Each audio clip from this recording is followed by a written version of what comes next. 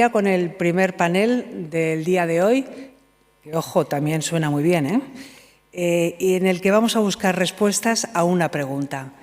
¿Cómo debe de ser el empresario iberoamericano del siglo XXI? Para darnos las claves contamos con unos panelistas de lujo. El secretario general iberoamericano, el secretario general de la OEI, el primer secretario general iberoamericano y presidente de honor de CEAPI, y la moderadora del panel, pues también es un lujo. Ella es Ana Pastor, es médica y ha sido durante 8 legislaturas diputada en las Cortes Generales españolas por el Partido Popular.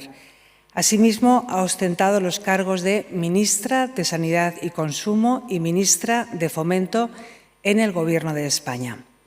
Además de colaborar o de estar durante una legislatura como presidenta del Congreso de los Diputados. Siempre recordaré, y siempre lo cuento, que en su despedida de este cargo como presidenta del Congreso de los Diputados puso en pie y recibió el aplauso unánime de todo el arco parlamentario de las fuerzas políticas españolas, algo completamente inaudito entre tanta crispación política.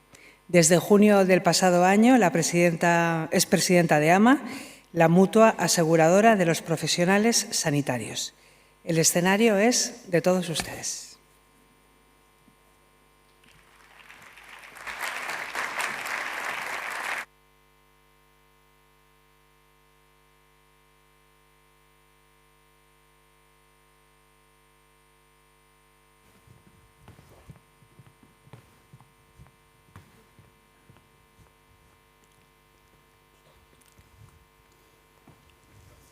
Muchas gracias.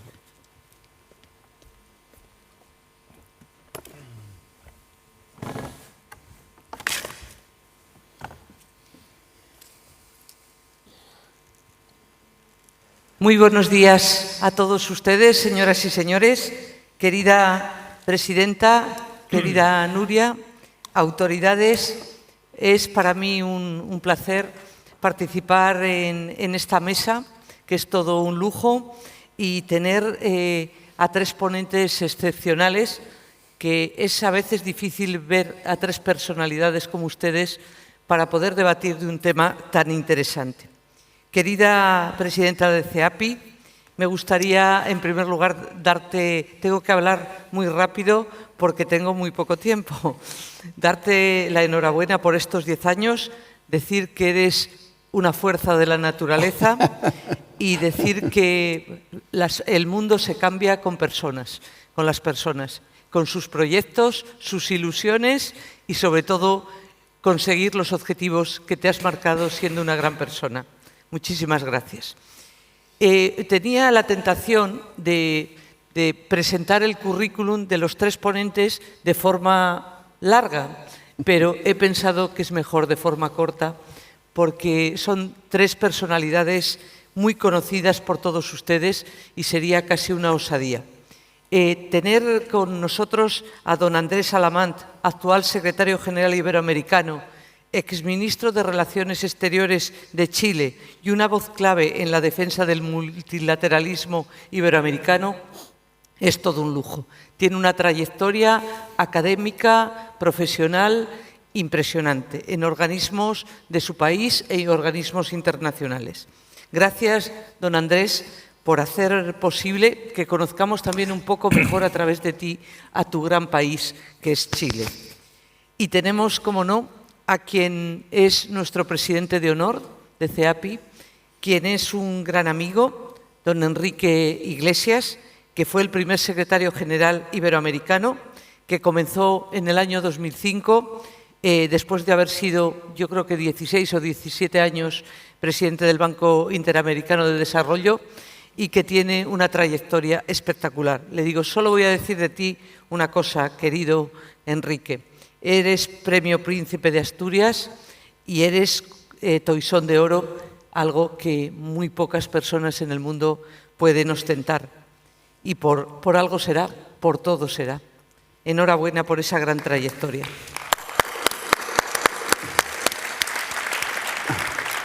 Y don Mariano Jabonero Blanco, secretario general de la OEI, que tomó posesión por segunda vez, porque ya lo ha sido 2 veces, de la presidencia en abril del 2018, además por unanimidad, cosa que en la vida, como esos 349 que tuve yo en el Congreso, es bastante difícil. Por lo tuyo ha sido también heroico. Tiene una amplísima trayectoria profesional en el sector público, en el Ministerio de Educación de España, y también en organismos internacionales y también en una gran editorial como es Santillana, que ha hecho posible que tantos esos libros nos unieran a los 2 lados del Atlántico. Pues bien, tenerlos a los 3 es un honor, y para un tema tan relevante, ¿no?, que es el papel que tienen que tener los empresarios iberoamericanos en fortalecer las relaciones entre los 2 lados del Atlántico y unirnos más si cabe. Y, por tanto, voy a empezar con preguntas. Voy a empezar con preguntas que tienen mucho que ver con lo que todos ustedes, los 3, saben de lo que ha significado y significa este papel clave y fundamental de estos 2 lados que nos unen a las personas tantas cosas, vínculos culturales, sociales, económicos. Y, por tanto, empiezo con usted, presidente.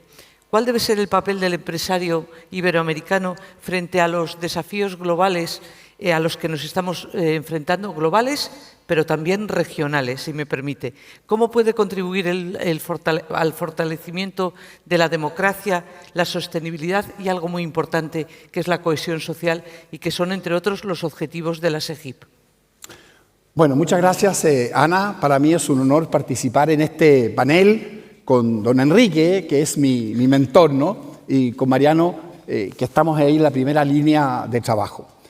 Antes que decir un par de cosas, yo creo que hay que poner en valor lo que hace SEAPI, bajo el liderazgo de Nuria Vilanova, en esta idea de promover los valores que desde la Secretaría General apreciamos mucho.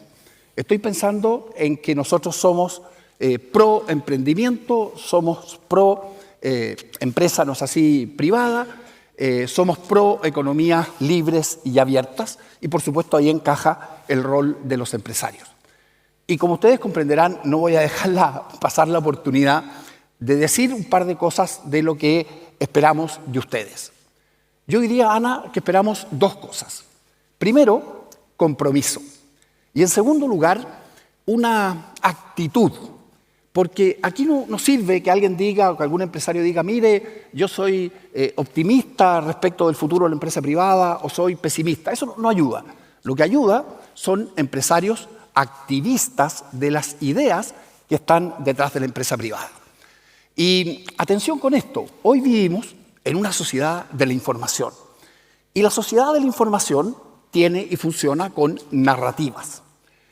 Entonces voy derechamente y muy rápido a esta idea de activismo y de compromiso.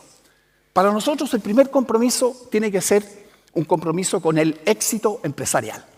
Y aquí hay que dejar de lado los complejos, hay que dejar de lado los eufemismos y hay que decir fuerte y claro que una empresa exitosa se mide en la última línea.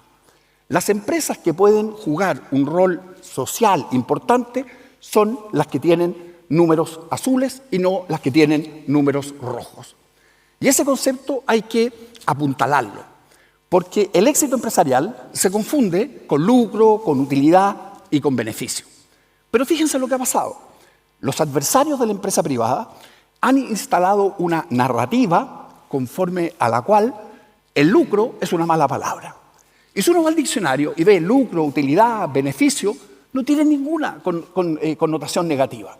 Pero se ha instalado que el lucro tiene que ver con egoísmo, tiene que ver con avaricia. Y atención con esto, si el lucro es el resultado natural del éxito empresarial y el lucro es malo, entonces ¿qué piensa la gente? Que hay algo mal en la empresa. Y eso se ha ido instalando. Y tenemos que refutarlo. Y tenemos que refutarlo no quejándonos de lo que ha ocurrido, sino poniendo un concepto distinto arriba de la mesa y generando una narrativa que de alguna manera implique un razonamiento de las personas. Entonces, claro, lo que hay que decir no es que las empresas exitosas generan externalidades positivas, porque eso no lo entiende nadie, salvo algunos economistas.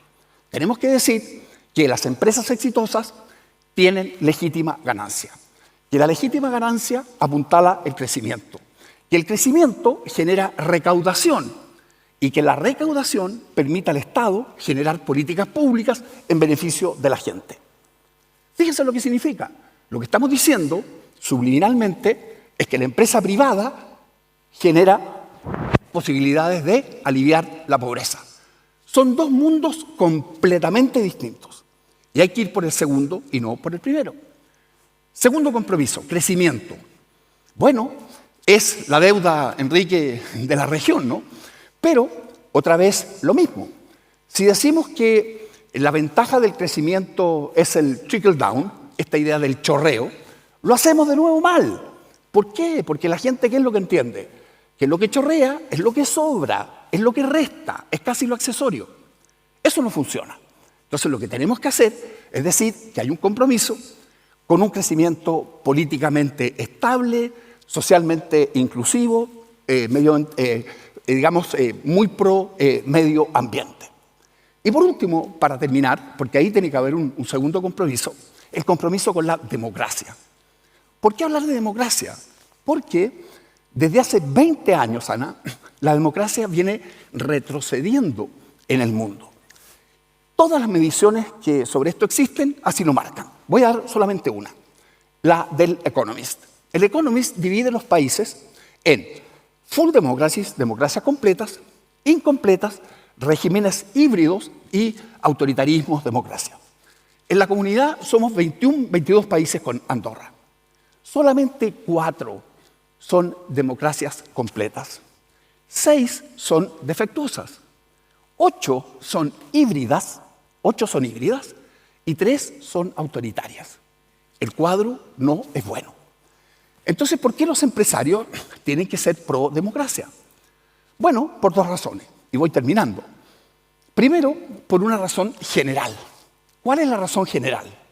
Bueno, la democracia es el único régimen político que consagra derechos y que debe asegurar que las personas los puedan ejercer. El primero de esos derechos, por supuesto, es el derecho a la vida. Pero también está el derecho de propiedad, que es el que permite que las empresas se desplieguen. Entonces, la conclusión es la siguiente. Fíjense bien, hay una correlación muy directa entre crecimiento, empresa privada, prosperidad y democracia. Las 4, ¿no es así? Los 4 países que son democracias completas en Iberoamérica tienen el doble del PGB, del Producto Per Cápita, que el resto de la región. Y a su turno, mientras vamos bajando en la escalera, las democracias incompletas tienen mejor rendimiento que las híbridas, y las híbridas o los regímenes híbridos de lejos tienen mejor rendimiento que las anteriores. Entonces, necesitamos empresarios con un compromiso con el éxito, sin complejos, con el crecimiento, con la democracia, y que sean activistas de esos valores. Muchas gracias, señora Lamón.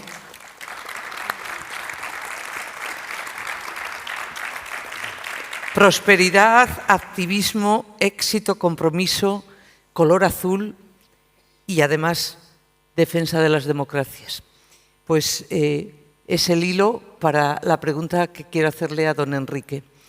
Don Enrique, ¿cómo puede, de verdad, además de los valores que ha aportado el señor Alamón, qué tipo de liderazgo empresarial necesita Iberoamérica para avanzar hacia un desarrollo más justo, más sostenible? ¿Y qué es lo que está pasando? ¿Qué pasa en las sociedades que tenemos? No le entendí muy bien. ¿Cómo? No se entendí muy bien. Parece que hay algo acá adentro adentro que no está funcionando bien, entre otras cosas yo. Después de escuchar al señor Alamón diciendo lo que ha dicho sobre cómo construir democracias en países que crezcan, que tengan empresarios que se comprometan con esa cohesión y vertebración social, la pregunta que creo que es pertinente sería ¿cómo puede contribuir el empresario, el líder empresarial que necesita Iberoamérica para avanzar a un desarrollo de un país más justo, más sostenible. ¿Qué papel, qué esperamos? Tú, con tu experiencia, con tu grandísima experiencia desde SEGIP durante tantos años, ¿qué papel tendría que tener el empresario que a lo mejor no tiene todavía en este momento, en el año 25? Bueno, yo creo que lo importante es destacar que el empresario es una figura central en el desarrollo económico de nuestros países y en general del mundo. Por tanto, debe tener una conciencia clara de cuál es su misión, cuál es lo que se espera de él y cuál es el entorno que lo rodea que le permite fructificar con esa ilusión. Yo creo que eso implica, por tanto, una actitud del empresario abierto a entender que tiene que producir, tiene que ganar, pero tiene al mismo tiempo que sentirse solidario con el destino de su país y los objetivos de la sociedad. Esa responsabilidad compartida es un hecho que fue creciendo. Yo creo que en nosotros la creación de SEAPI, por ejemplo, este movimiento corresponde a toda una etapa que existió hace 30 años, cuando se empezó a mirar al mundo creciendo en interconexión comercial y de inversión. América Latina tardó un poco en reconocer esto, pero lo empezó a reconocer y de cierta manera este tipo de institución que une el esfuerzo de España, Portugal y América Latina alimentó un poco esa conciencia de que en el mundo había oportunidades y que la oportunidad es ciertamente la inversión, es el comercio, es la sensibilidad social, es la capacidad de actuar juntos en la defensa de un comercio libre y abierto. Todo ese esquema estuvo presente cuando empezamos a trabajar. Yo recuerdo, por ejemplo, lo que significó la creación de la SEGIP. Fue una cosa muy bonita, fue una iniciativa que parte del presidente del gobierno español, que se llama Felipe González, el rey, el presidente de México, que convencen al presidente de Brasil en esa época en Naciones Unidas, en visita a Naciones Unidas, y se genera todo un movimiento latinoamericano muy creativo. Fue una cosa surgió con una enorme esperanza. Nosotros mirábamos esto como el despertar de una nueva presencia de España y Portugal en asociación con América Latina. Eso comprometió al empresariado, sí, enormemente. El empresario fue el que más asumió esto y comenzó un periodo de inversiones importantes entre España y América Latina. Yo creo que todo eso, sin embargo, hoy, te digo, comienzo a tener grandes preocupaciones. Y es la preocupación de que estamos en este momento, sobre todo grandes potencias, saliendo un poco de ese compromiso de crear todos juntos un mundo mejor. Y que algunos países asuman la responsabilidad de ser ellos los que lideran, guían y decidan. Yo creo que en todo ese peligro existe y eso hace que tengamos sombras en el futuro que tenemos que cuidar. En esas sombras, mantener la unidad latinoamericana, la acción conjunta es muy importante. El mundo necesita de una región activa, presente, que de alguna manera se haga sentir y que entienda que la solidaridad es la base del crecimiento en conjunto y que para eso América Latina necesita formar parte de eso con sentido de responsabilidad y también esperando que el mundo genere condiciones para poder actuar y ser lo que queremos ser actuando todos juntos. Muchas gracias, don Enrique.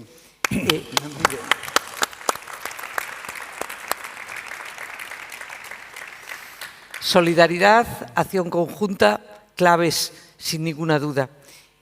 Señor Jabonero, estando usted al frente de la OEI con tanta experiencia en materia educativa, yo tengo que hacerle una pregunta casi obligada, ¿no? ¿Qué formación necesita una persona que es empresario, que quiere ser empresario, que es el que va a suceder en una familia a su padre o a su abuelo? ¿Qué formación técnica, pero yo le diría también ética, humana y sobre todo esa parte tan importante de pensar que el empresario tiene que contribuir decididamente a la sociedad a la que sirve y de la que se sirve? ¿Y cómo ha cambiado esas dos etapas tan importantes en la historia de la formación de tantos jóvenes en Iberoamérica? ¿Ha servido realmente? ¿Qué nos está pasando para que en esa clasificación que decía Alamand solo haya 4 países que estén en ese indicador? Bien, muchas gracias. Buenos días a todos. Muchas gracias, Ana, por la moderación y a los compañeros de panel y muchas gracias a Nuria por invitarnos a estar aquí en este acto. Yo empezaría por dos frases hechas. Una de ellas es de Nuria, la repite con mucha frecuencia, de que no hay empresa de éxito en un país fracasado. Creo que eso es... No se entiende. Tiene que hablar más cerca del micrófono, creo. Sí, más cerca ya no me alcanza. A ver, yo, aparte de las gracias que he dicho, empezaría por dos frases. Una frase que se ha oído decir muchas veces a Nuria, que no hay empresa de éxito en un país fracasado. Creo que eso es una primera cuestión a tener en cuenta.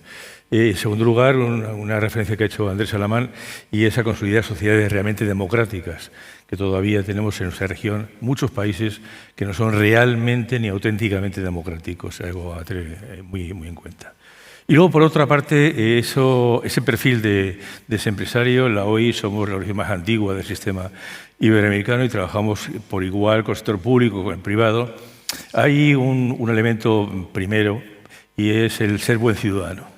Digamos, el concepto de ciudadanía es un concepto filosófico, ético y político que es necesario y que es el que valida al líder ante la sociedad, el que valida sus decisiones.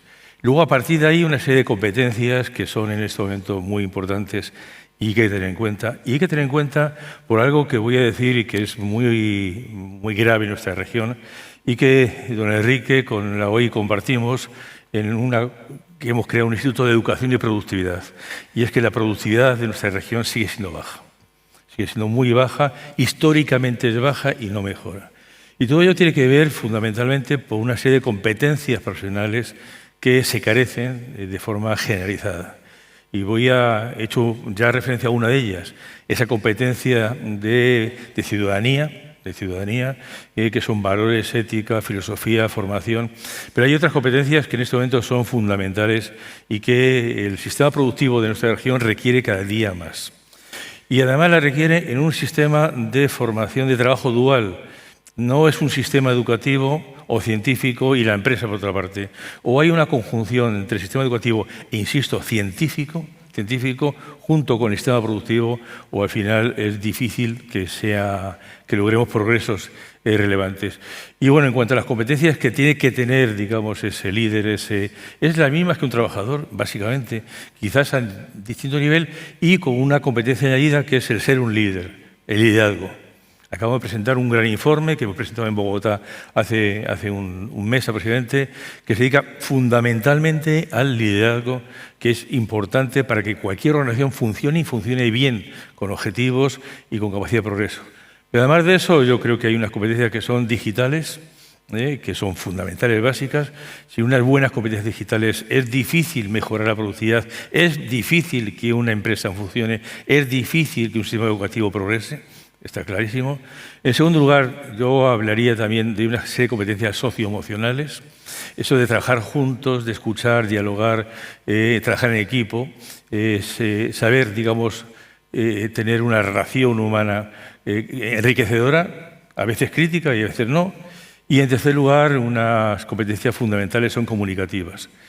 Comunicarse muy bien, con precisión y rigor, tanto de la propia lengua y en otras lenguas también. Son las tres áreas que diría, como previo a lo que decía antes, la mejora de la productividad, que es fundamental en una región en la cual en los últimos 20 años no se ha mejorado la productividad de la región, y no es solamente un problema de la economía de las materias primas, de las commodities, hay más cuestiones que entran en juego. No solamente eso, no podemos culpabilizar a un solo concepto de todos los problemas, porque hay problemas asociados a ellos que son muy complejos, la falta de digitalización, la falta de capital humano, una serie de elementos que son importantes. Todos esos son los que estamos trabajando y desde la OI con una amplitud y apertura siempre al mundo de la empresa para trabajar juntos. Hay muchas empresas con las que estamos trabajando desde México hasta Argentina, España y Portugal, y es un espacio de colaboración absolutamente abierto y disponible.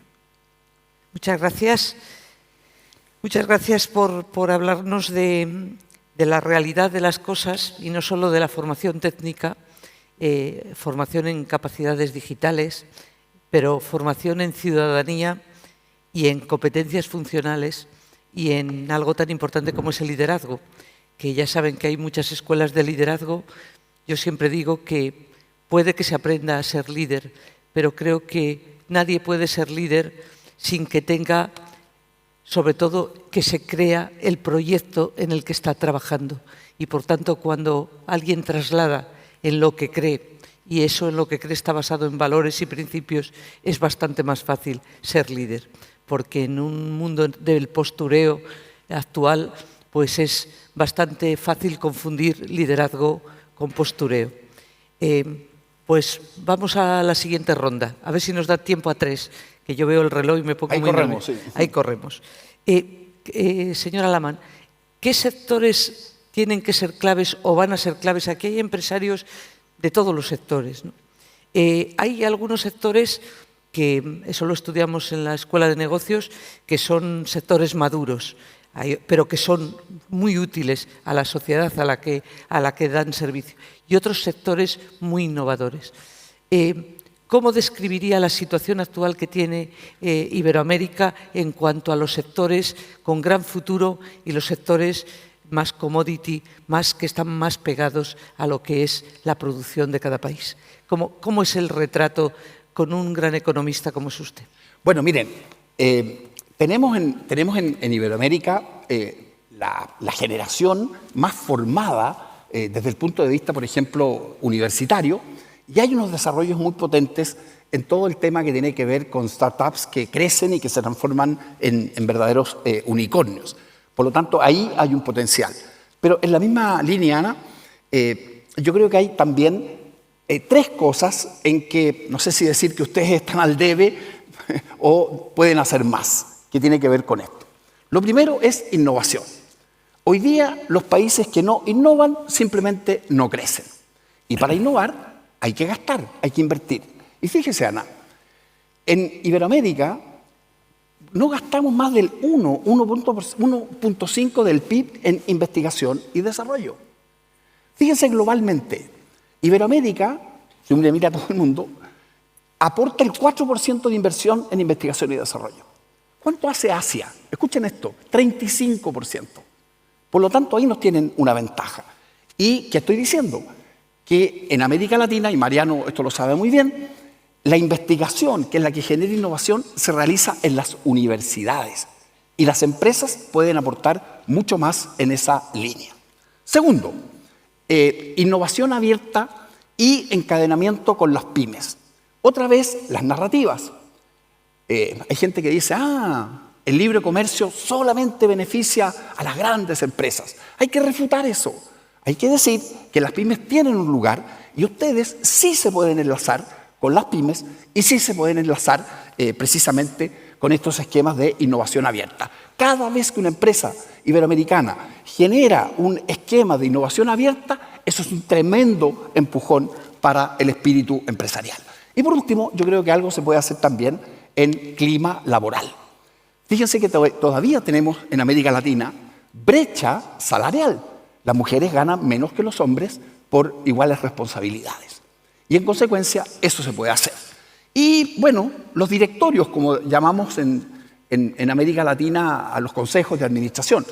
Nosotros acabamos de hacer un estudio y fíjense que en Iberoamérica, bueno, España y Portugal es un poquito mejor, solamente el 30% de los directorios están ocupados por mujeres. Entonces, ahí hay 3 cosas que se puede hacer en esta línea. Muchas gracias.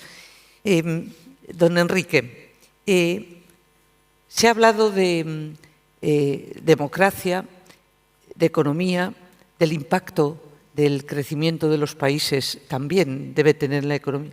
Cuando se habla de responsabilidad social, seguro que cuando usted empezó en el Banco Interamericano, la terminología entonces era distinta, pero el contenido sigue siendo el mismo. Han cambiado las palabras. En términos de responsabilidad social, ¿cómo ve al...? ¿Me está escuchando? Sí. Yo no sé qué pasa por este es que lado. no se escucha. Bueno, me traducís en todo caso. Me pasa a mí con el señor Jabonero también. Adelante. La pregunta es, han cambiado la terminología, pero hay algo muy importante que es cómo contribuir la responsabilidad social de la empresa.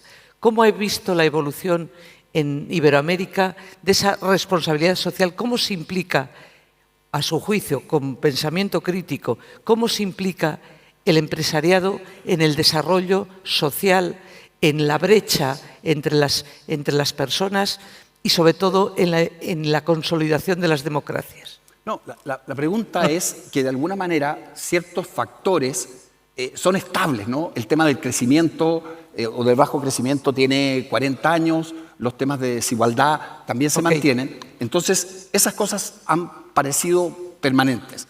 Pero ¿cómo encajan ahí las empresas privadas? Eso es. Yo creo que... Gracias por la traducción. En primer término, constituyen un factor fundamental en la dinámica del crecimiento, porque son las que están permanentemente en contacto con el mercado, con las tendencias, con las aspiraciones. Son, por tanto, una buena representación del querer o de las aspiraciones de los mercados. Eso es un capital muy importante, el sector privado está detrás. Ahora, claramente, estamos en un mundo interconectado. El tema nuestro es que esas decisiones más tarde o más temprano chocan o con los problemas internos, por supuesto, pero chocan también con el clima internacional. Nosotros asumimos con un enorme entusiasmo, por ejemplo, la creación de la Organización Mundial de Comercio. Fue un hecho muy importante. Hay que pensar que cuando termina la guerra, en el año 47, se juntan los países en La Habana, no se ponen de acuerdo y durante 30 años, 40 años tuvimos un mundo que estuvo limitado a un grupo de gente que estaban en el GATT, la Organización de Comercio, y el mundo vivía con permanentes desequilibrios. Cuando se descubre en los años 80 la idea de ir adelante con un mercado común, un mundial, eso fue una inmensa contribución. Y todos lo miramos con un enorme entusiasmo y el mercado lo hizo así. Lo hizo así porque de alguna manera eso llevó a la creación de una dinámica del crecimiento del producto del mundo muy importante. Eso está en peligro. Es eso lo que preocupa. Me preocupa qué le dejamos a estas generaciones jóvenes que tienen que vivir y tienen que de alguna manera continuar con el proceso de crecimiento cuando nos encontramos que aparecen grandes reservas, grandes limitaciones, grandes manipulaciones de las tarifas. Yo creo que ahí hay todo un problema que debe preocupar. Yo creo que estas generaciones, la mía, que le deja el paso a los que vienen, tienen que tratar de dejar un camino trabajado con las experiencias vividas, pero no es eso lo que estamos viviendo. Yo lo que creo que hoy estamos enfrentados a un problema muy serio de restricciones importantes en lo que creímos nosotros como el gran elemento movilizador del mundo, que era un comercio libre, abierto y que dio enormes resultados. El mundo de hoy es mucho mejor que lo que era en el año 45, no cabe ninguna duda. Eso es producto de esa apuesta un poco a la creatividad alimentada por mecanismos negociados. Yo creo que cuando se creó, por ejemplo, la Organización Mundial de Comercio, después de 12 años, partió de Uruguay allá por el año 85 y siguió durante 10 años negociándose, dijimos, bueno, esto realmente, finalmente tiene el mundo una Organización Mundial de Comercio que va a ser capaz de amparar estas iniciativas de la empresa privada, de los países, para llevar adelante el crecimiento y la distribución del ingreso. Eso está en peligro, un peligro muy serio. Hay el descreimiento, de tirar eso abajo sería de tirar abajo la gran ilusión de toda una generación. Yo espero que esto sea revisado, pero yo creo que los tiempos que vienen son tiempos preocupantes, porque ese espacio que abrió en el mundo y que provocó la gran explosión del comercio mundial, de la impresión mundial, de la creatividad, detrás de eso surgieron grandes pasos como la inteligencia artificial. Es decir, el mundo ha sido tremendamente creativo, cada poco tiempo un paso muy importante. Eso se hizo en un mundo abierto, comunicado, interdependiente, respetuoso de normas colectivamente acordadas. Eso está en peligro, esa es la realidad. Vamos hacia adelante, no sé, pero hoy por hoy es preocupante que estamos generando nubes sobre todo eso que habíamos construido durante tantos años y que eran elementos a los cuales viene apostando sobre todo y lo que le dejamos a la gente joven. Hoy yo les confieso que mi generación tiene que estar preocupado del mundo que se viene porque eso que fue principio fundamental de defensa a nivel internacional hoy está en peligro.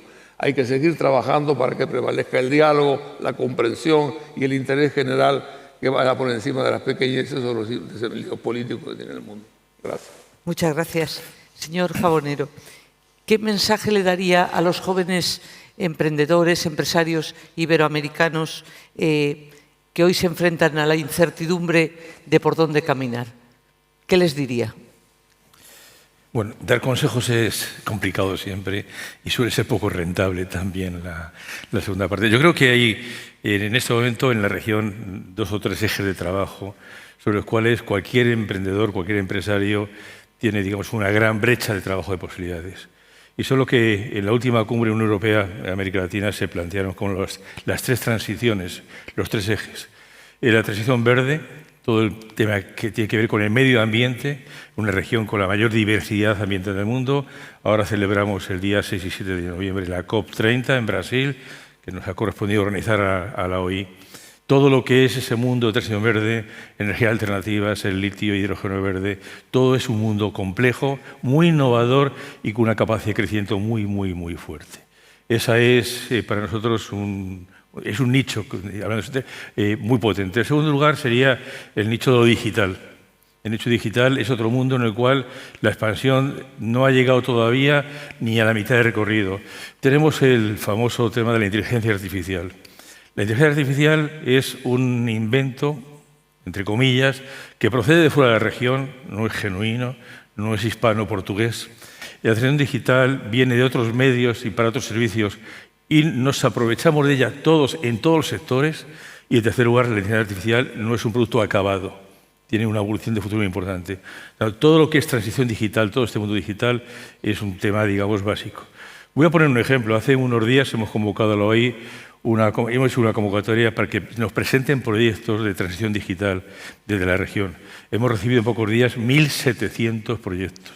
Existe una demanda potentísima en la región, en el sentido de digitalizar todos los sectores de la economía, de los servicios, en todos los ámbitos. Esos dos ejes de transición, acompañados de un eje transversal, que es lo que se dijo en la Cumbre Unión Europea-América Latina, que es la transición justa. Lo que decimos antes, Estado de Derecho, garantías jurídicas, estabilidad jurídica, seguridad jurídica. Son los ámbitos que para nosotros creo que son importantes. Y junto a ello, antes he hecho referencia a un mundo creciente, que es el mundo educativo. Lo ha comentado el secretario Alamán. Este año hemos llegado en América Latina a la cifra de récord del mundo de estudiantes universitarios. 32 millones de jóvenes han entrado a la universidad. En el año 2030 serán 40 millones de jóvenes que entran a la universidad. Todo ese capital humano es un capital disponible y son los líderes de la región realmente. Creo que eso es un tema muy importante. En cuanto a la producción científica, estamos produciendo más patentes que nunca. Es otro ámbito importante porque además tenemos los recursos para que nuestras patentes tengan, digamos, capacidad de aplicación y sean rentables realmente.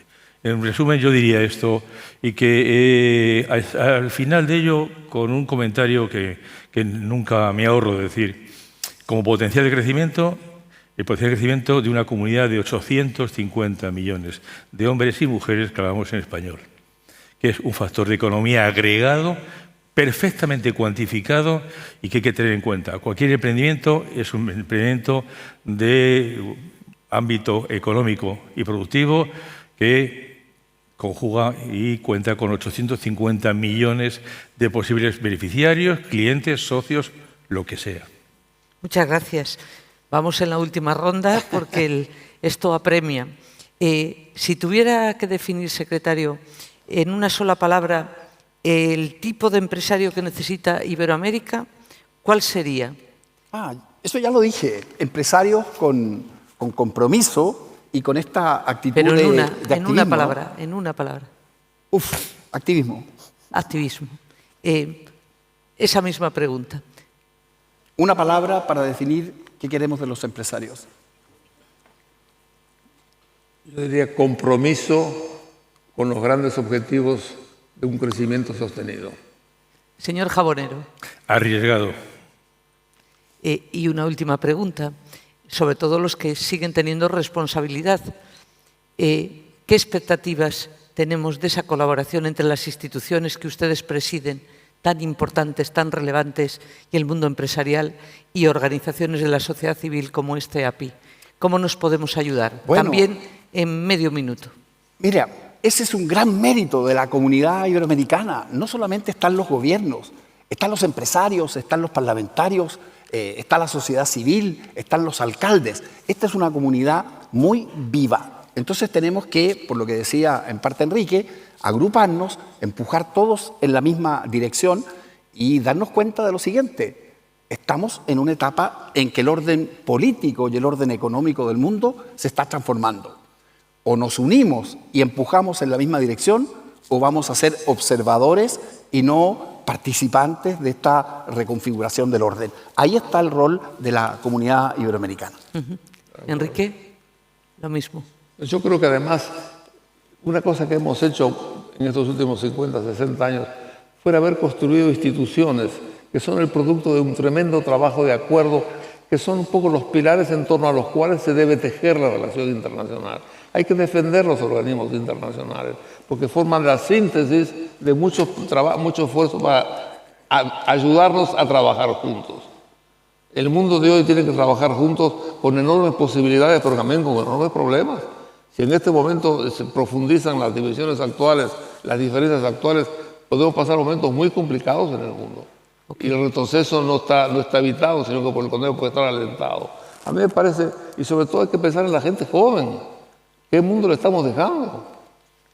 ¿Qué mundo le estamos dejando para que puedan seguir construyendo, imaginando y abordando nuevas fronteras? Fíjese todo lo que ha sido el avance de la inteligencia artificial en los últimos tiempos, que abre enormes posibilidades y peligros, pero enormes posibilidades. Todo eso hay que hacerlo con un mundo colaborando, no con un mundo enfrentado, porque podemos terminar en definitiva destruyendo lo que hemos construido y abrirnos a espacios que Dios sabe a dónde nos van a llevar. Yo estoy preocupado con la forma como se están encarando las cosas ahora. Esta suerte de desconfianza, de crítica de las Naciones Unidas, de todo lo que sean. Mire, todo el mundo comete errores, no es que sean basílicas de la buena conducta, pero de todas maneras forman parte de los parámetros en los cuales queremos ver crecer al mundo. Hay que dejar a la gente joven las condiciones para que puedan seguir creando y creciendo.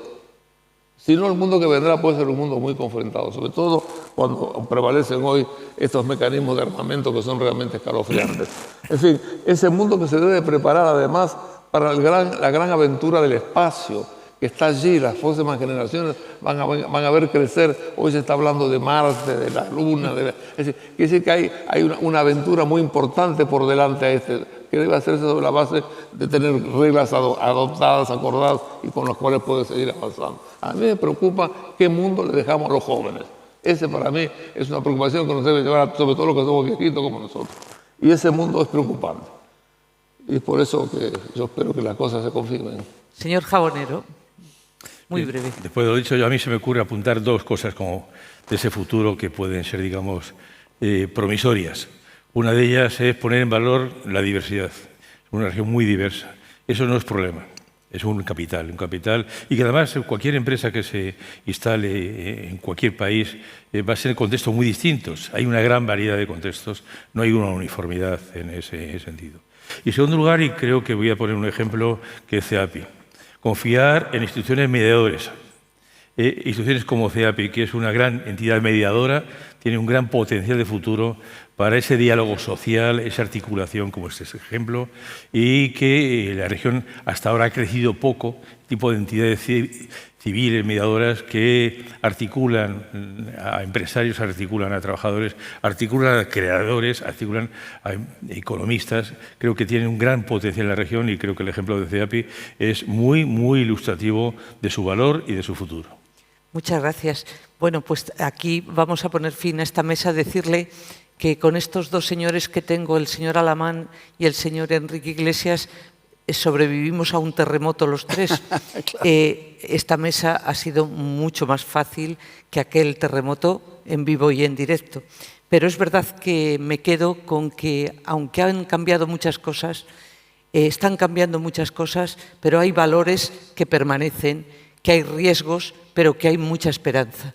Y esa esperanza tiene que venir, a mi juicio, de la mano de las palabras que se han definido aquí durante esta mesa, que es prosperidad, que es activismo, que es compromiso, que es solidaridad, que es trabajar en esos sectores que decía el señor Jabonero, que van a permitir que vivamos en un planeta que sea mucho más agradable para todos y más sostenible.